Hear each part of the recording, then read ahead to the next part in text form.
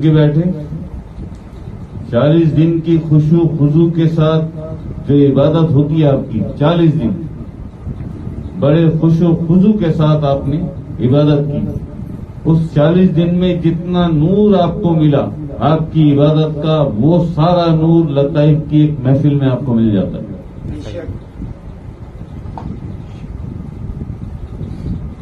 جی وہ سارا یا اس سے بھی کہیں زیادہ۔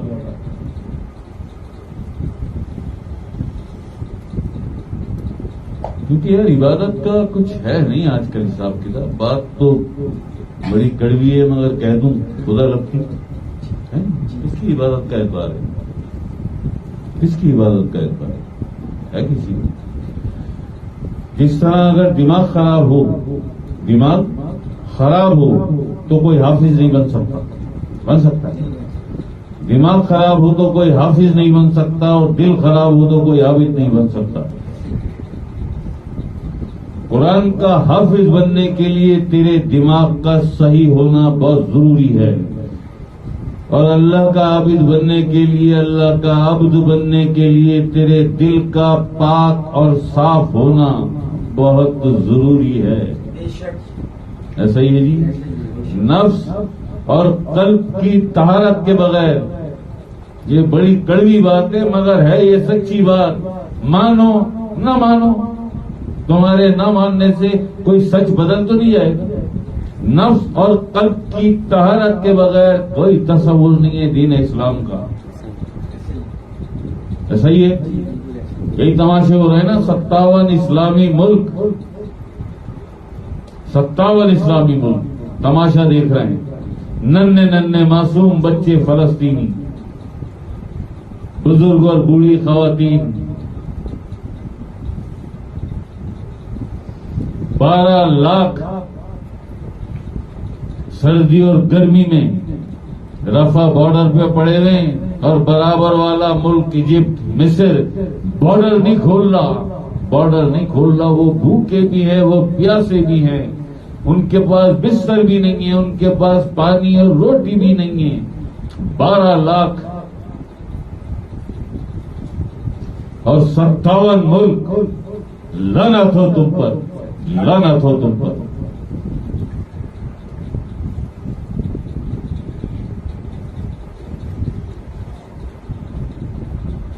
جی کیا فرمایا قرآن نے؟ یہی فرمان، یہ قرآن کریم کا فرمان ہے نا، اور ثابت کیا۔ یہ نہیں کہ قرآن پاک صرف فرماتا ہے ثبوت نہیں دیتا، ثبوت بھی دیتا ہے۔ غم مت کرو، تم بھی غالب رہو گے اگر تم مومن ہوئے۔ کہاں غالب ہو؟ کہاں غالب ہو؟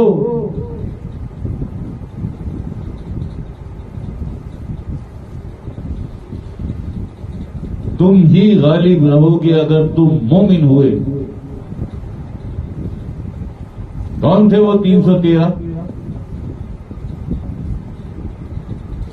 سامنے تو 1000 سے زیادہ لشکر تھا نا، بہت طاقتور، بھاگنے والے، برق رفتار گھوڑے، چمکتی ہوئی تلواریں، نیزے بھالے، تیر کمان، ذرہ بختر، اور یہاں ٹوٹی ہوئی تلواریں، ہاتھوں میں ڈنڈے، ٹوٹی ہوئی ڈھالیں، لباس بھی سلامت نہیں، گھوڑے پورے نہیں، خچر اور گدھوں پر، اونٹوں پر۔ 313 مگر ایمان والے تھے۔ غم مت کرو، تم ہی غالب رہو گے اگر تم مومن ہوئے۔ دوڑیں لگوا دی ہزاروں کی ان 313 نے، جن کے دم کرم سے آج اسلام یہاں تک پہنچا، تبلیغ شروع ہوئی اسلام کی، اور کربلا کے بعد پھر ڈبو دیا اسلام کو تم نے۔ وہ 313، یہ 72 تھے کربلا میں مگر ایمان والے تھے۔ غم مت کرو، تم ہی غالب رہو گے اگر تم مومن ہوئے۔ آج تک وہ 72 غالب ہیں، آج تک وہ 72 غالب ہیں۔ ایسا ہی ہے جی، نہ تمہارا دماغ ٹھیک، نہ تمہارا دل ٹھیک، دعوے تمہارے ہم تو مسلمان ہیں۔ ہم تو مومن ہیں، متقی ہیں جی، ہم تو قرآن کے حافظ اور قاری ہیں، ہم تو استاد ہیں، ہم تو عالم اور حافظ بناتے ہیں، قاری بناتے ہیں۔ یہ آ گیا نا امتحان، آ گیا نا، زیادہ نہیں ہے۔ 2.25 ارب میں سے صرف 12 لاکھ ہیں، اور ننھے معصوم بچے ہیں، بوڑھی خواتین ہیں، بزرگ اور خواتین۔ گود کے بچے دودھ پینے والے ماؤں کی گود میں ہیں اور بھوک سے بلبلا رہے ہیں وہ بچے۔ یہ رفح جو بارڈر ہے فلسطین اور مصر کا، 12 لاکھ پڑے ہیں، کھانا بھی نہیں پہنچنے۔ کون نہیں پہنچنے دے رہا؟ یہ ہے سب سے کمال بات، کون نہیں پہنچنے دے رہا؟ مصر، جو مسلم ریاست ہے، ایک مسلم ملک ہے اور طاقتور ملک ہے، یہ نہیں یہ کمزور ملک ہے، اس کی فوج بھی طاقتور فوج ہے، مگر ایمان، فوج تو بنا سکتے ہو، فوج تو لا سکتے ہو، ایمان کہاں سے لاؤ گے ہوئے؟ ایمان کہاں سے لاؤ گے؟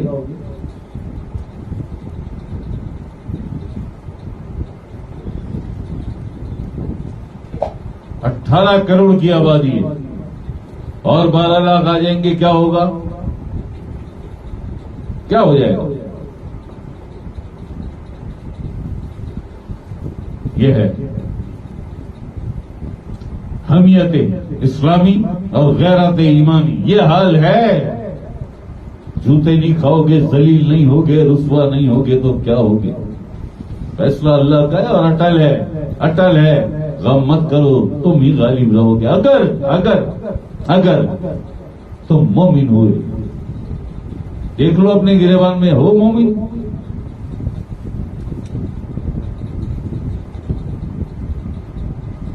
او مومن، مومن قرآن کریم مومن اسے فرماتا ہے جس کا قلب اللہ کا ذکر کرتا ہے۔ یہ فیصلہ قرآن کا ہے، اٹھا لو، بہت ساری آیتیں مجھ سے لے لو، ہر آیت میں یہی فیصلہ ہے قرآن کا کہ مومن وہ ہے جس کے قلب میں کلمے کا صدق یعنی کلمے کا نور اتر گیا، اسے مومن فرماتا ہے قرآن۔ تم ہو مومن؟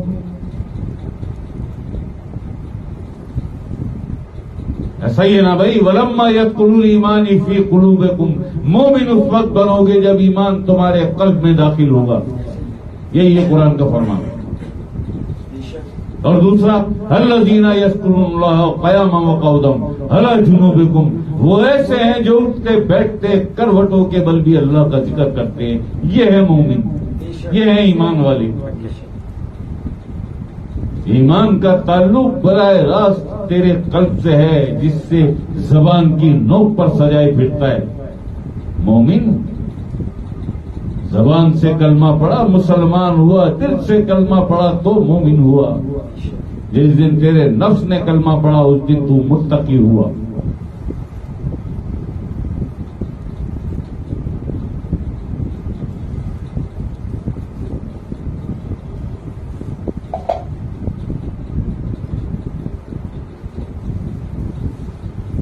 کوئی نہیں ہے، میں کبھی کبھی کسی، بلکہ شاید بہت ساری محفلوں میں کہا ہے میں نے کہ اگر اس زمین پر، اس کرۂ ارض پر سب سے زیادہ ستم، سب سے زیادہ ظلم اور ستم اگر کسی پر ہوا ہے تو وہ دین اسلام ہے۔ سب سے زیادہ ستم اگر ٹوٹا ہے، سب سے زیادہ مشق ستم اگر کسی شے کو بنایا ہے، کسی اور نے نہیں، مسلمانوں نے سب سے زیادہ مشق ستم اگر کسی شے کو بنایا ہے وہ قرآن کریم ہے۔ ظلم و ستم ٹوٹا دین اسلام پر، مشق ستم تم نے بنایا قرآن کریم کو۔ للو ہلانا سیکھی بس، یہ منہ میں 1.5 انچ کی زبان، بکواس کرنا سیکھی بس۔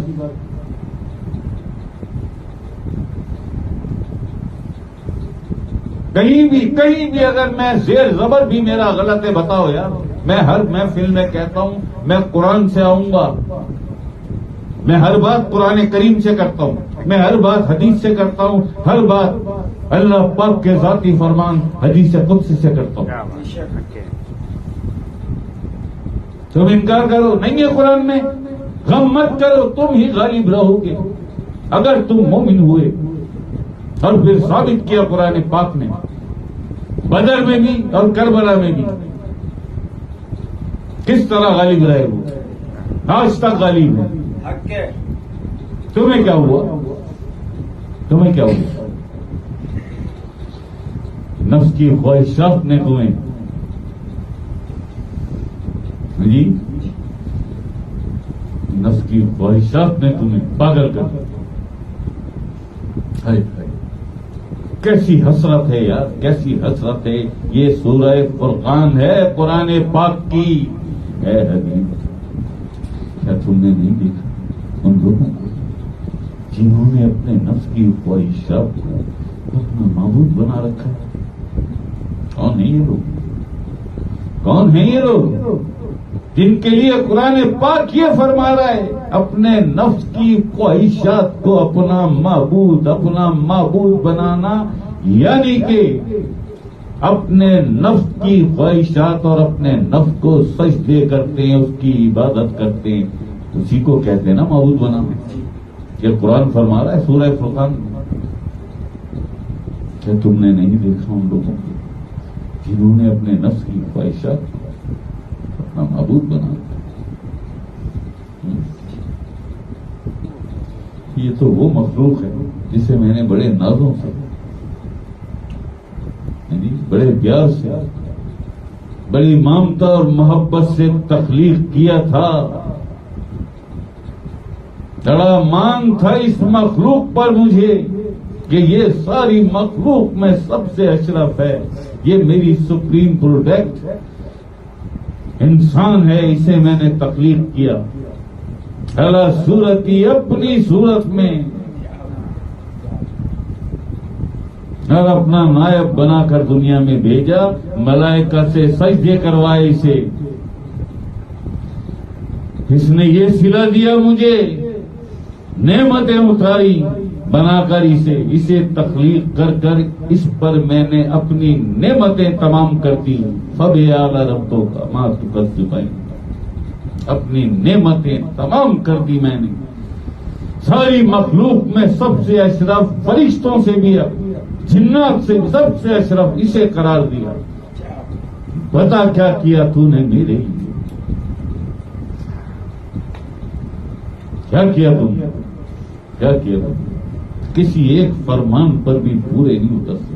قرآن پاک کے کسی ایک چھوٹے سے فرمان، ایک چھوٹی سی لائن پر بھی، ایک چھوٹی سی کسوٹی اور معیار پر بھی اگر کوئی تمہیں پرکھے تو فیل در فیل، تم بھی فیل، تمہارے بڑے بھی فیل. دے دو جواب، آ جاؤ، آؤ میدان میں.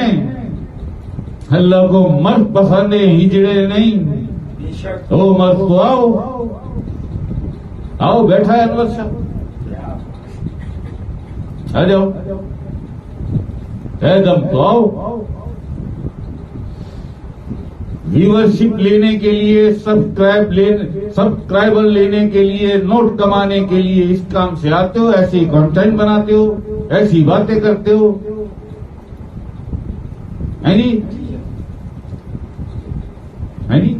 اللہ کا معنی، اللہ کا پیار، اللہ کی محبت، اللہ کا عشق، اللہ کا قرب، اس نیت سے کہاں پہ ہو؟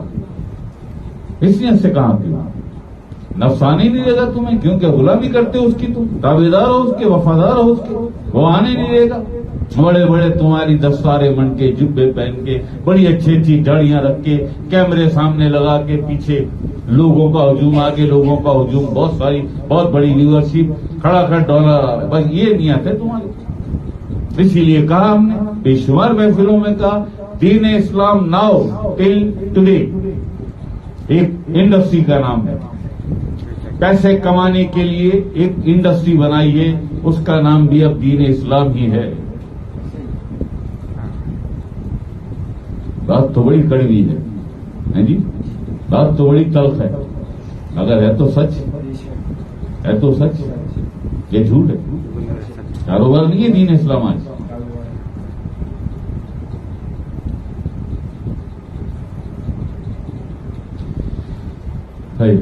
استغفر اللہ ربی من کل ذنب واتوب الیہ. استغفر اللہ من کل ذنب. معاف کر دے اللہ، معاف کر دے. ہمیں تو صبح شام جتنے بھی لوگ شامل ہیں دنیا میں، جہاں جہاں سے جتنے بھی لوگ شامل ہیں اس وقت میرے ساتھ اور حاضرین محفل، صبح اور شام اللہ پاک کا شکر ادا کیا کرو.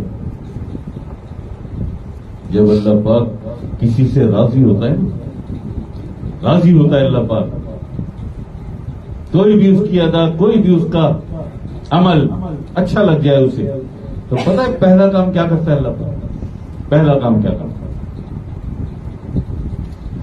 جب راضی ہو جائے کسی سے تو سب سے پہلا کام وہ یہ کرتا ہے کہ اسے دین کی سمجھ اور شعور دے دیتا ہے.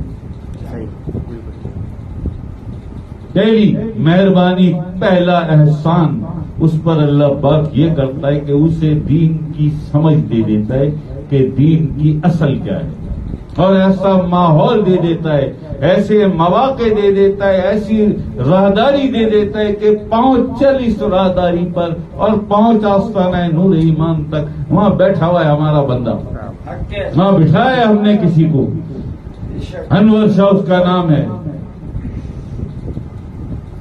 جا چلا جاؤ، کچھ نہیں کہتا وہ، بند کرو آنکھیں، کھڑو، او بابو، او بابو، او بابو، جاؤ. اب ذکر کرتے رہنا، سوتے جاگتے اٹھتے رہے، دیکھیں گے ہم تمہیں جہاں بھی تمہیں مدد کی ضرورت ہوگی. ہم تو بعد میں آئے، شاید ہمارے سرکار سب سے پہلے آئیں گے. آواز دینا ایک دفعہ، دیکھو کیسے آتے ہیں سرکار. اللہ